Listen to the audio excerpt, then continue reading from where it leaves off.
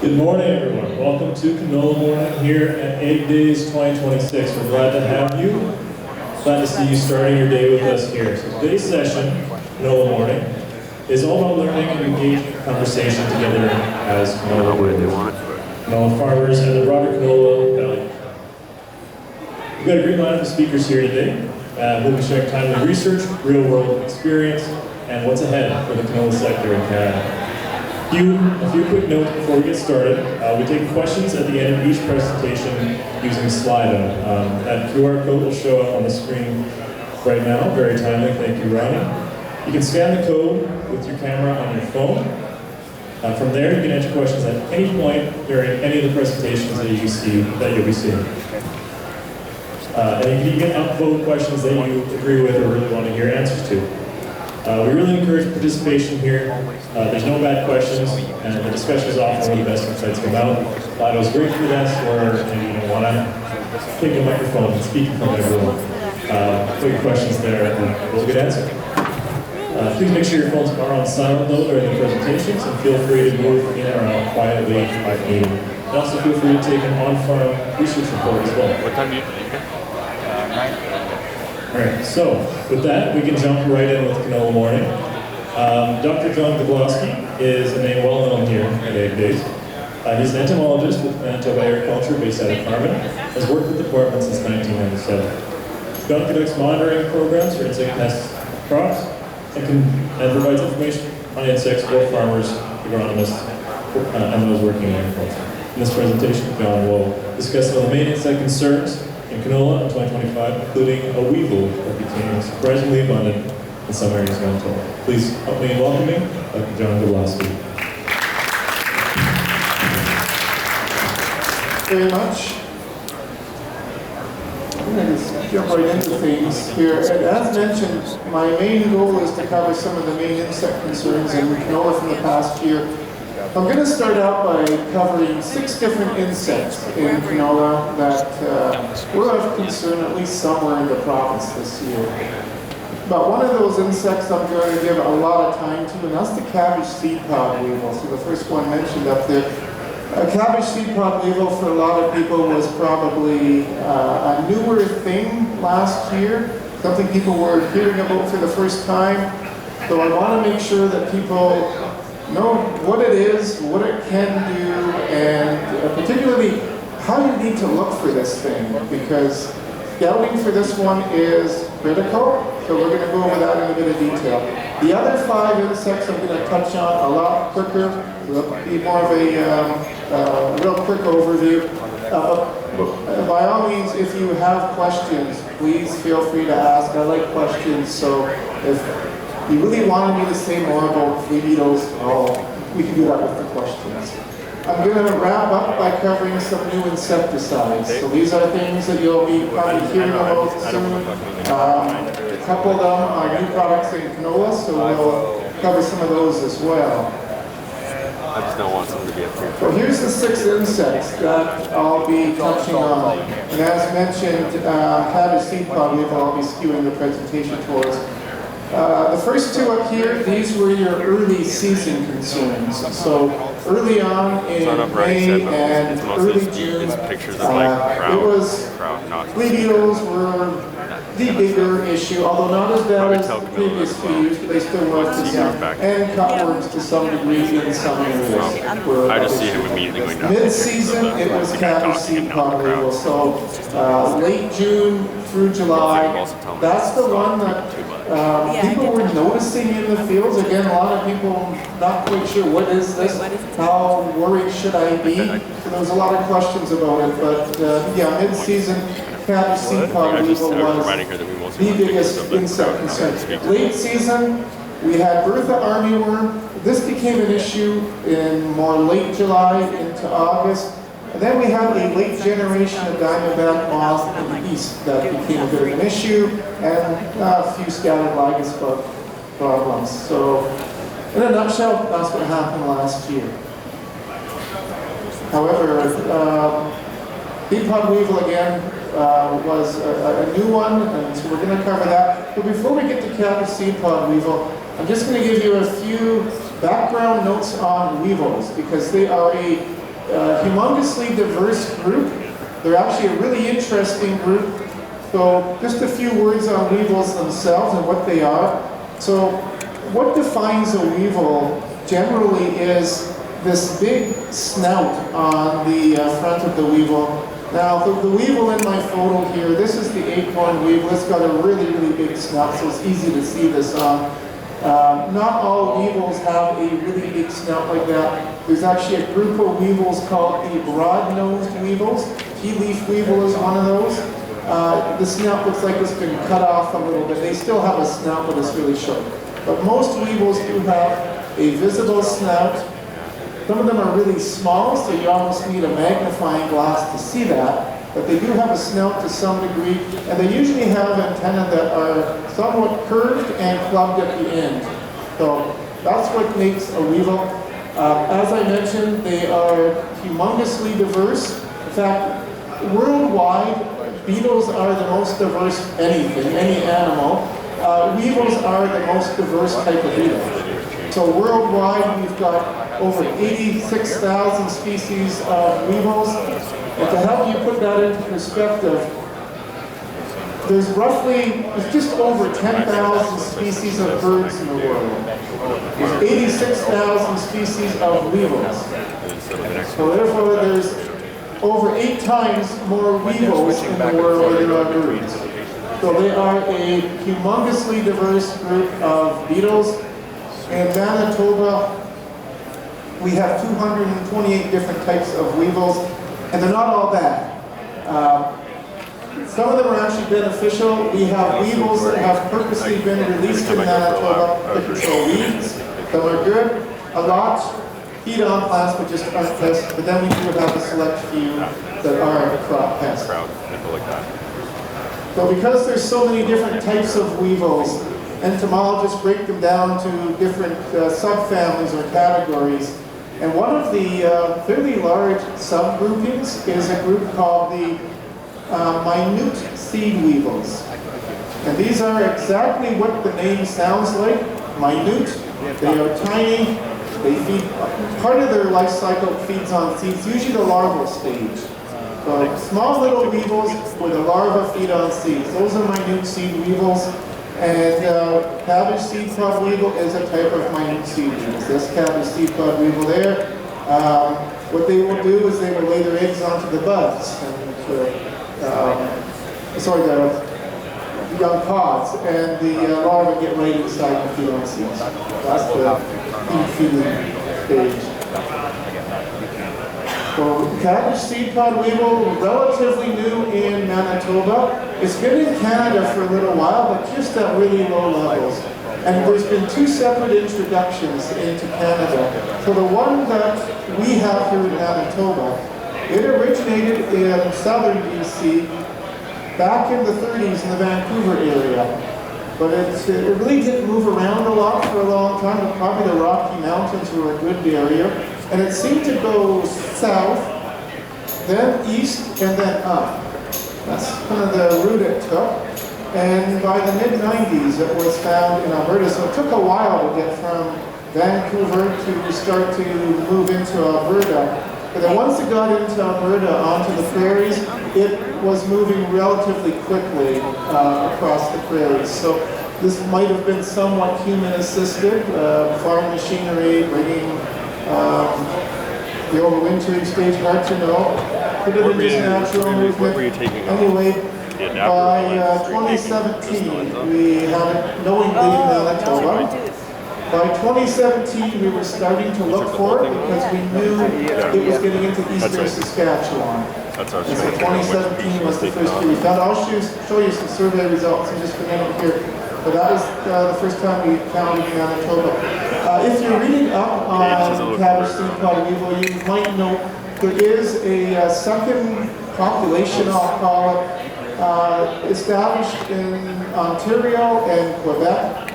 That was a separate introduction from the one that arrived in BC and then spread this way. So second introduction happened, and now it's in Quebec and parts of Ontario as well, but from a different source. So, a quick life cycle of cabbage seed pod weevil. Right now, all the cabbage seed pod weevils are in the adult stage, overwintering, probably underneath some leaf debris covered in snow. If they get a little bit of snow on top of them, snow's a great insulator, they'll survive the winter quite nicely. So they're probably outside the field where there was some longer vegetation, maybe some trees, tree bluffs, whatever. They'll get under the vegetation, and again, once you get a little bit of snow on it, they're good for the winter. So survival should be good. They'll start coming out in early to mid-spring. So not really early spring, but more May, early June. That's when you would start to see them. They really like the color yellow, so if there's any really early flowering canola, maybe some volunteer canola that came up and got too far along, or wild mustard, they really like those, the first yellow flowering crucifer plants that they can find. That's what they will move to. And when they get onto those plants, as mentioned, the adults will lay eggs on the young pods. Larvae get right inside the pod. That's where they feed. And I'll show you a picture of them on the seeds in just a minute. They will do their feeding, 4 or 5 seeds drop to the ground, turn into a pupa, and then come out again later in the summer as an adult. And get ready for the next overwintering period. That's their life cycle. Adults are tiny, they're about 3 or 4 millimeters. If anybody wants, everything looks big on the slide. If anybody wants to see a life-size cabbage seed pod weevil, come by the curling rink in the afternoon. I'll be at the Manitoba Agriculture booth in the curling rink, and I've got a tray of insects on canola and other crops with a few weevils in it, including cabbage seed pod weevils, so you can have a look at them there. So again, everything looks big in our picture. You can see the snout here and the clubbed antennas, so obviously a weevil. But again, these things are only just a few millimeters, so this picture makes it look gigantic, but it's actually a really small weevil. And the other thing I should note when you're looking for these in the field, if you disturb them, their response to protect themselves is to play dead. So they will often drop. So if you're walking through the field, you disturb them, they will drop to the ground, play dead. And being a 3 to 4 millimeter grayish weevil on the soil, they are really hard to find. So just walking the field without a net, you could have a lot of them there and really not know it. If you are very visibly seeing a lot of them, you've probably got a very heavy population, and you should be doing some sweeping, seeing what your levels are like. Tiny little weevil. I mentioned earlier they like that the first yellow flowering crucifer crops in an area. If you want a good way of minimizing your risk, let your neighbors seed first. And they will all end up wherever there's, again, early seeded canola. This was a study done by a colleague of mine, Hector Carcamo, in Alberta a while back. And what Hector did was he had canola seeded early, mid to late April, kind of a normal seeding period in early May, and then a later seeding period. So anything in the orangey bars here, that's cabbage seed pod weevil populations. And the reddish bars are lygus bugs. He was studying both lygus and cabbage seed pod weevil. But you can see the clear trend here. The late April seeded canola, which obviously would have been the first flowering, lots of cabbage seed pod weevils. This is a number of weevils per 10 sweeps. Our economic threshold is the 25 to 40 in 10 sweeps. So he was up to about 50, so there was a decent weevil population that year. They were above threshold. The normal seeded period, much lower, so they were around 20, maybe just slightly below threshold in those fields. The later seeded canola, they were well below 20, so not nearly at threshold. So late earth seeding is one way you can minimize your risk, but again, there's other factors you need to consider when you're picking seeding dates. Sometimes you just have to get it in whenever you can. And we have to consider too, what is the risk of cabbage seed pod weevil here before you start factoring that into your decision making. So here's a picture of a cabbage seed pod weevil larva in the pod. One larva can eat anywhere from 3 to 6 seeds. Most of the studies, it kind of averages out to about 5 seeds per larva. Usually you only do see one larva per pod when you open them up. So that's 5 seeds out of that pod gone. So again, if you have enough of that, that can put a big dent in your yield. So roughly 5 seeds per larva that they consume. Now I mentioned we do a survey for them every year. I say we, it's usually my summer student that does most of the sweeping and the work, and I get credit for it, but yeah, we've been doing surveys since about 2017. Now 2017 was a very informal survey, then we kind of got more serious once we actually found it. And what we do is we go into a canola field, we do 3 sets of 25 sweeps, usually at different edges of the field, and then we go through our sample and see how many weevils we can find. As we're doing this, we're also looking for a second insect called pollen beetle, which should not be in Manitoba, but if you don't know, if you don't look, you don't know. So we look for that one as well. The good news is we've been doing it since 2017. We've never found a pollen beetle here. But seed pod weevil, we will see what has happened. So in our initial finds in 2017, these 3 weevils were actually found by a Canola Council of Canada agronomist. Back then, we knew it was getting close to Manitoba, so we were kind of, it wasn't really a formal survey. I was encouraging people, get out your canola, do some sweeps. If you find any beetles, any weevils, please send them in and we'll get them identified. And we did have, again, the 3 weevils found near Medora in the southwest in 2017. But you can see our numbers really stayed low for a long time. 2019 we had 15 in total, but that was from 17 fields. So it's not a lot. Now 6 of them were from one field, but again, that's really not concerning because down here, the economic threshold, I mentioned earlier, it's 25 to 40 weevils and 10 sweeps. We're doing 25 sweeps in our survey. In 25 sweeps, the threshold would be 63 to 100 cabbage seed pod weevils, but we're still 10 times below economic threshold. So at this point, we're not too concerned. And again, you can kind of see our high counts, where 6 was the highest count I'd ever had until this year. Then all of a sudden, kaboom. Population exploded. My poor summer student this year, 1,739 weevils in our 27 fields. We had one field just north of Carmen that had a high count of 226 in a 25 sweep sample. So again, threshold, the 25 sweeps, 63 to 100, 226, they were over double the economic threshold. So that field did get treated once they realized what we found in the field. So levels did explode, and they've also been moving a bit. Everything was relatively in the southwest until 2021.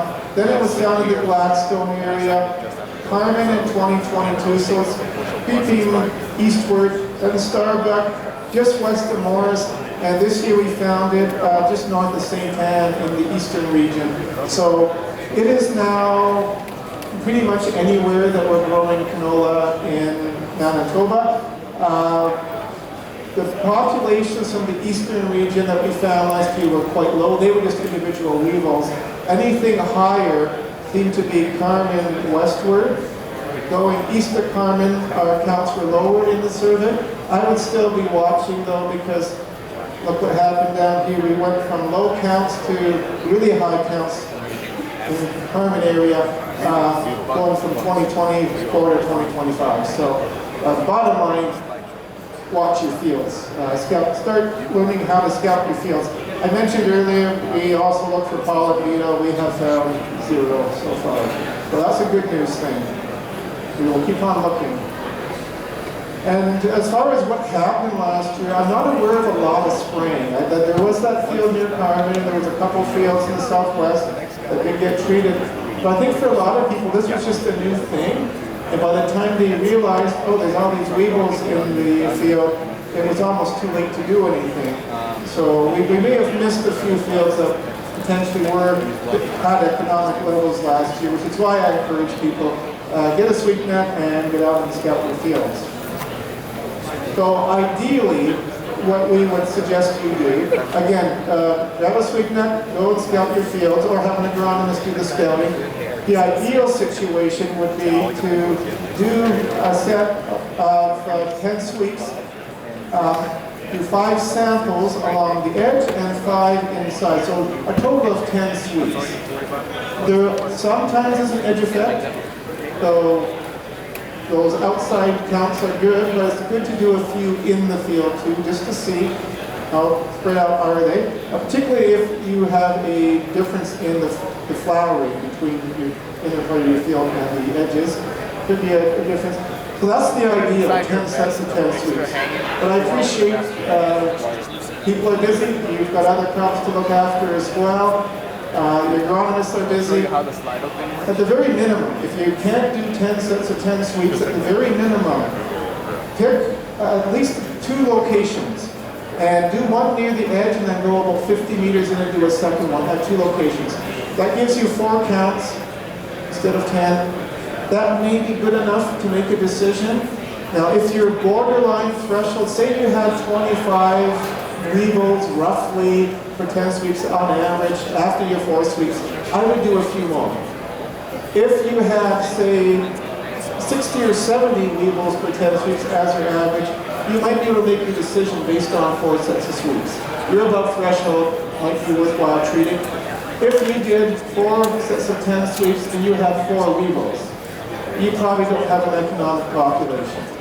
Probably stop there. But again, if you're getting close to that threshold, your borderline, that's when you might want to do those extra sweeps. Make sure you're getting the things right. So threshold again, 25 to 40 and 10 sweeps, that's the important thing. And again, you may only need to do the borders if there is a difference in the populations. So a couple key points. As far as what you would use if you did have to treat, everything here is a broad spectrum insecticide. Everything contains the pyrethroid. So you've got your lambdicide, halothrine, your matador silencer grouping of chemicals, your decis in the generic versions. Then you've got a couple products that contain a pyrethroid. In this case, Folium is essentially matador plus coragen, and silencer dual, same thing. They've combined the same 2 active ingredients, coragen and matador, in a product. These are all very broad spectrum. They will kill cabbage seedpod weevil. They will also kill any other insects in the field at the time. And you are spraying a crop that is in flowering. Well, here's the important thing about cabbage seedpod weevil management. This next slide is really important, so I want you to remember this. In canola, you want a clean canola field with no insects is not necessarily a good thing, because pollinators increase your yield. And you will get a good canola yield, a decent canola yield without pollinators. The canola can produce a yield without them, but you will get a better yield with the pollinators. Most studies show that to be about 10 to 15%. Some studies show even more than that. So the pollinators are enhancing your yield. So you want them. The problem is, if you spray for cabbage seedpod weevil, you may eliminate some of that pollinator boost that you're getting from the pollinators. You may have to do that. You may have to treat the field if you are well above threshold. But again, you may lose some of that pollinator bump. But this is the reason you want to be sweeping and you want to be using the thresholds. Because if your population was only 4 or 5 and 10 sweeps, and you sprayed the field, you've eliminated that pollinator boost, so you may inadvertently be decreasing your yield potential because you tank mixed in a insecticide with your fungicide, or you did that insecticide treatment. So this is where scouting knowing what you got and making informed decisions is critical. I know it is tempting just to say, well, I'm already probably going to be spraying for sclerotinia, so why not just take mix in an insecticide and be done with it? That could backfire on you. Again, you could inadvertently be decreasing your yield potential because you're eliminating the pollinator effect. So, if you're a farmer and you don't have the time, hire a good agronomist. They can help save you a lot of money. Cultural controls, I've already mentioned seeding dates. Another thing that can work is trap cropping, if it's practical and convenient. There's been good research on this too in Alberta. What they did was they seeded around the outsides of normal fields a week or so earlier. I think they did it about a week or 10 days earlier, and then put their main crop in. So the outside flowered a lot earlier, then they just sprayed the edges, and they got really good control doing that. You could either, different seeding dates, or you could plant an earlier maturing variety around the edges, either way. The goal is to try to have the outside several rows anyway. It might be one pass, 2 passes. Have that flowered a week to 10 days prior to the main crop. That'll concentrate all the weevils. Again, you spray that and you knock your population right back. So that can work if it's practical on the farm. So before I move on to other insects, I mentioned how weevils are this big diverse group that are super cool, and we have all these really neat weevils out there. So before I transition to my other insects, you get to see my favorite weevils. My favorite weevils belong to a group called Eupholus. It's a genus of about nearly 70 species, mainly in the Oceania area, and they're generally super brightly colored. Some of them are blue with black stripes, others are green and black. There's red and black ones, and there's some that are blue, green, and white, and they're just fantastically colored genus. We figure it's probably because they're toxic to things that would want to eat them, so they're advertising, hey, I'm not a good morsel to eat. A lot of them feed on yam plants, which have toxins in them, so it makes them toxic. So anyway, that's my favorite weevil, is the Eupholus group of weevils. Okay, so the other insects on canola. So flea beetles were still of concern last year. The good news is there wasn't nearly as much foliar spraying last year as there were the previous few years. There was still foliar spraying for flea beetles. I've mentioned here, I had reports from almost all our agricultural regions of at least some foliar spraying for flea beetles. But again, the level was way down. And I don't think it was because the flea beetle populations crashed. I think what it was because we finally got a season where people seeded, the canola came up, and it seemed to have enough moisture and enough heat to get you from seedling to 3 to 4 leaf stage relatively quickly. The past several years prior to 2025, one thing or another happened, whether it was cool conditions or dry weather, that held the seedlings in the vulnerable seedling stage for a very prolonged period of time, and hence people had to be out foliar spraying for flea beetles. Last year you got a break from that, and I think that was kind of weather assisted. There was enough soil moisture coming out of this. The spring was dry, but you had enough soil moisture to get you the germination you needed and the early growth. And you might recall, it was crazy hot in May. We had days into the 30-degree temperatures, and canola that was up when that heat hit really would have bolted quickly. That might have even been too much heat for it that early, but it moved quickly, so we had less flea beetle issues than previous years. If you need more information on flea beetles, stop by the booth later, or we do have a fact sheet. I try to keep it updated. It goes over biology, monitoring, management, what the things you need to know as a farmer or agronomist about flea beetles. Cutworms, we still had issues. We're kind of on what I'll call the downward side of our cutworm curve. Cutworms almost work in a bell curve where the population builds, and then it kind of peaks for a few years, and then it kind of tapers off. Often it's parasitoid driven, and then you get another upward cycle. That's often the way they play out. we're kind of on that downward curve. You'll recall back in 2020, 2021, we had some really bad cutworm years, a lot of spraying going on. Last year, there was still some spraying. So these are crops where I'm aware that at least a few fields got sprayed for cutworms. But this list is nothing compared to the early 2020s. So again, we're kind of on that downward side. Populations have dropped off a little bit. Again, probably parasitoid driven. Still something to keep an eye on, watch for.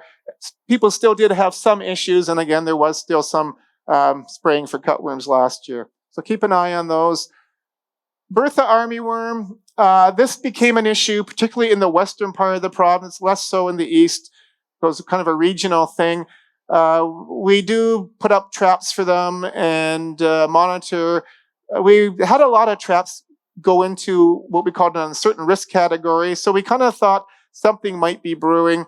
But sure enough, that the area around Gladstone to Neepawa, Holland, over to Brandon, maybe down towards Melita, those were some of the hot spots. So it was more of a western, southwest issue, going into the central region, maybe about as far as almost to Portage la Prairie.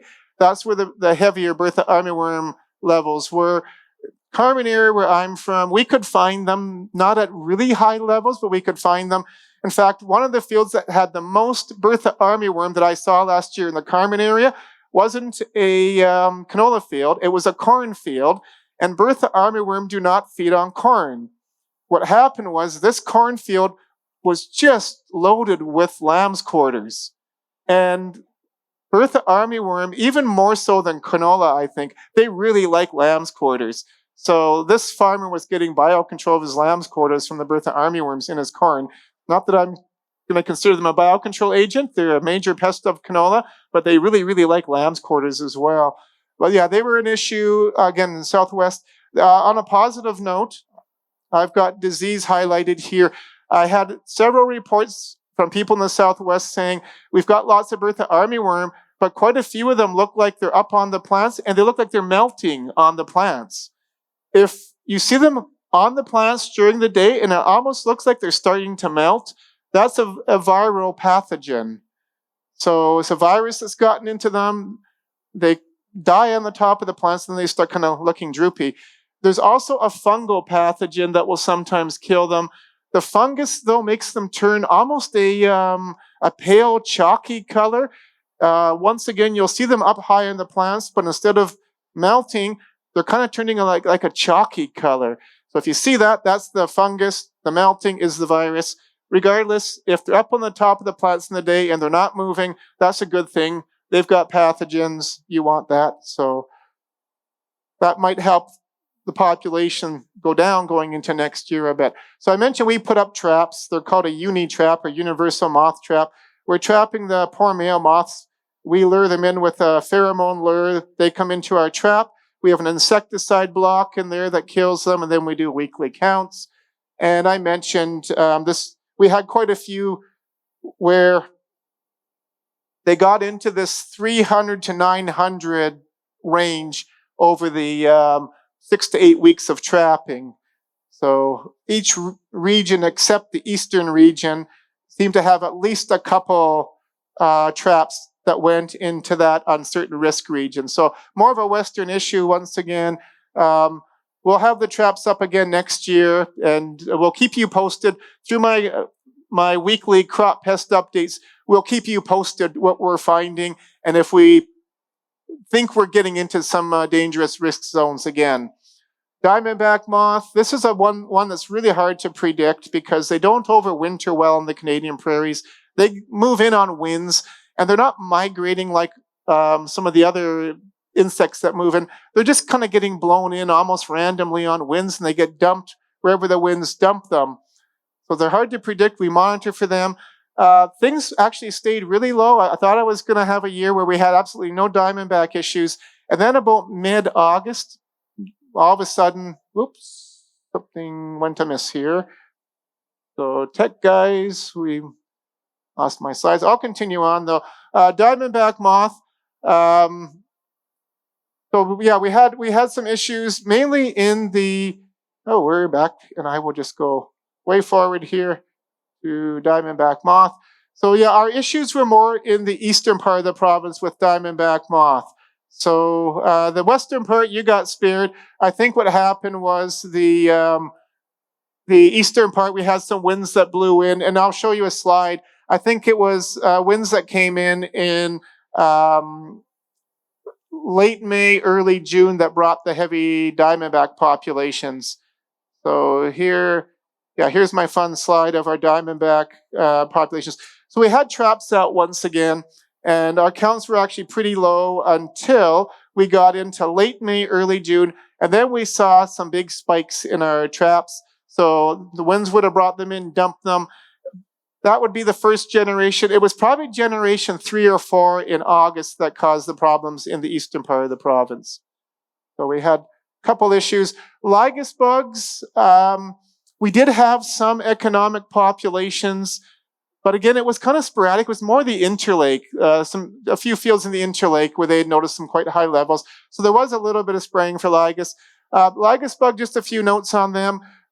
They are different than the other insects I've showed you so far. So we've covered flea beetles, cutworms, seedpod, weevil, Bertha armyworm, diamondback moth. They're all insects with mandibles that chew the plant.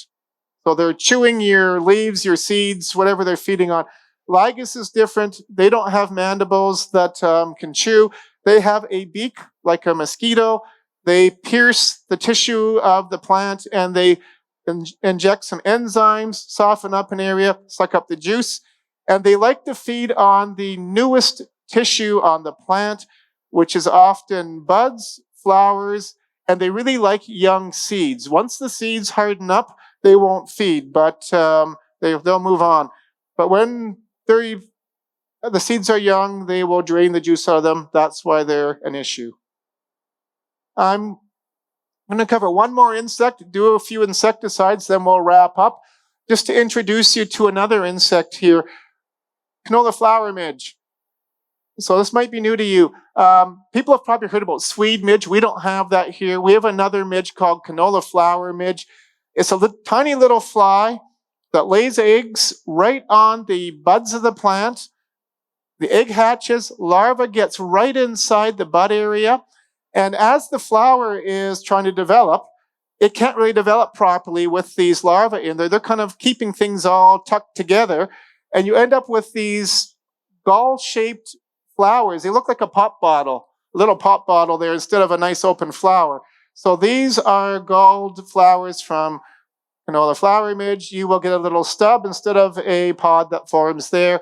So far, it hasn't been a big issue in Manitoba, but we know we've got them. We've been trapping for a few years. We are starting to see a bit more of them. Tiny little fly. Things look big in a slide. This is only just a couple millimeters. And the odd time larva will end up in the seeds. As far as we know, they're not feeding on the seeds.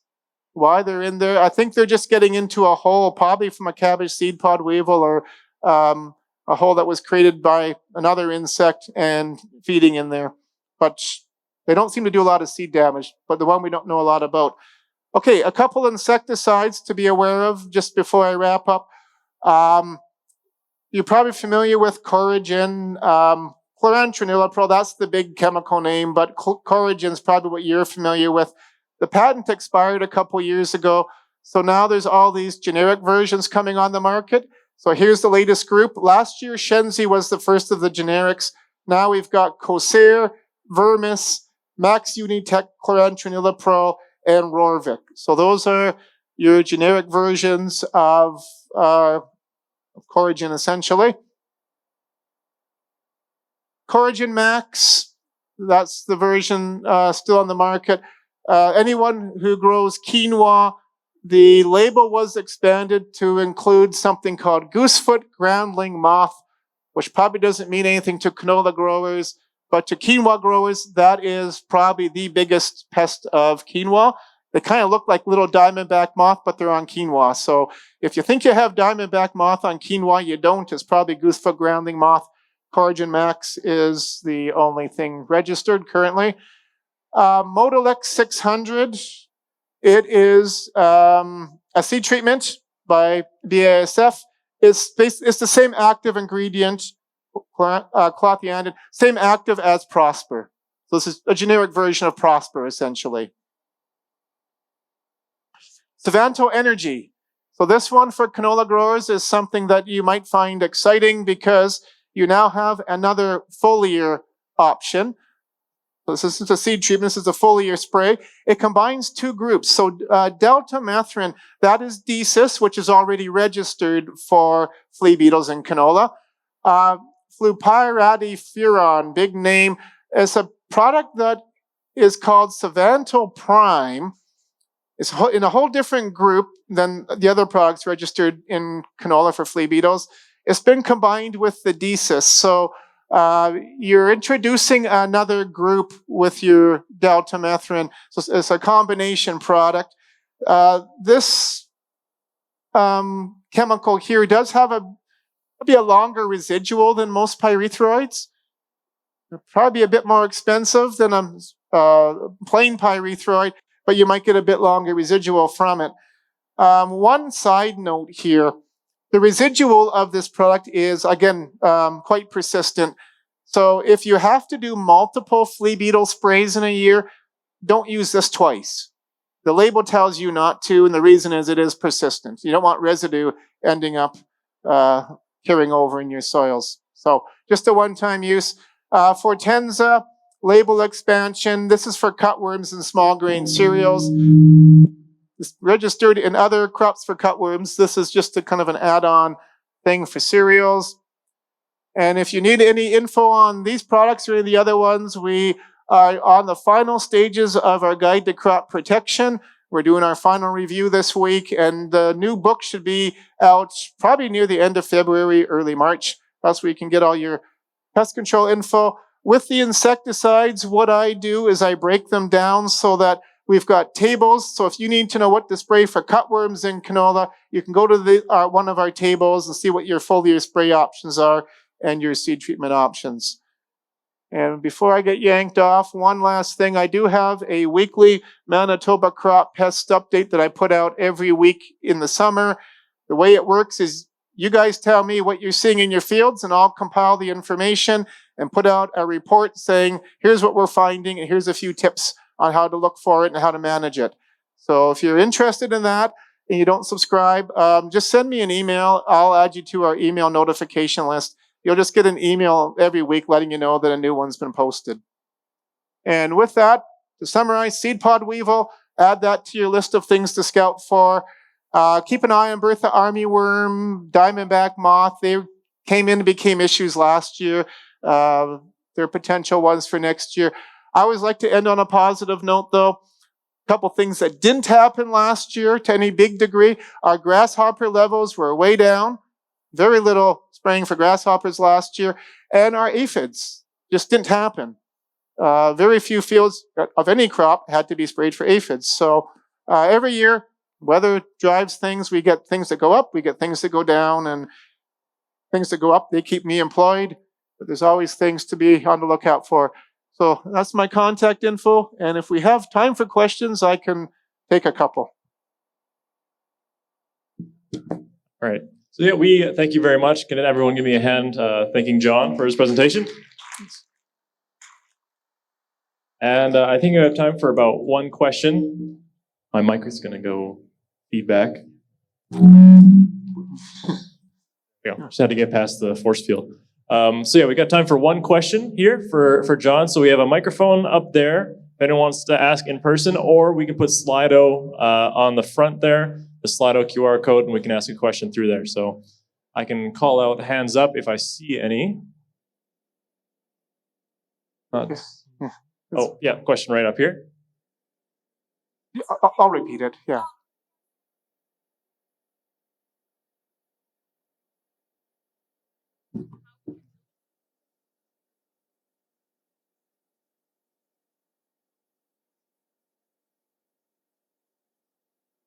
Well, super question. It's a complicated one that would take a long time to answer. But the question was, we had all the forest fire smoke last year, and how does that affect insects and what we were seeing last year? The short answer is there's been so little research done on it, we really don't know, so I'd be guessing. There has been research done on a few insects. Some insects, their reproduction is slowed by excess smoke. But there's other insects that actually thrive and benefit from the smoke. There's actually a really, really cool beetle, type of jewel beetle, that it's called a jewel beetle, but it's black. It actually thrives under conditions of forest fires. It seeks out the forest fires to lay their eggs into the trees. So some insects benefit from the forest fire smoke. Some it kind of will slow them down a bit or affect their reproduction. But it's a complicated thing. Not a lot of research, and again, there's a much bigger story to it. Yeah. Hopefully, it won't be the case this year. Yeah. All right. I actually have one coming in from Slido. We can answer pretty quick, probably. If we reach the economic threshold for seed pod weevils after canola has finished flowering, is it worth spraying or is it too late? Super question. I would say it really depends. If you're still above threshold and you've got young pods, again, they're laying their eggs onto those young pods. And I would say if you're above threshold, you've still got a lot of young pods, it probably still is worthwhile. Probably once you're getting into late July, early August, you've probably missed the boat. Do your scouting when the crop is flowering. Most of that will happen during late June, early July. But yeah, if flowering is just wrapping up or has just wrapped up, a lot of young pods, you've got lots of weevils, I would still suggest spraying. Yeah. Okay. Thank you. Let's give another hand for Dr. John Gavloski. And to our Verticillium panel, I welcome you to come on down. One more to get their mic set up, but otherwise, thank you very much, John. I should mention also, if anyone wants to see any canola bugs or chat about insects, I'll be at the booth, the Manitoba Agriculture booth from 1 till 5 today in the curling rink. Thanks.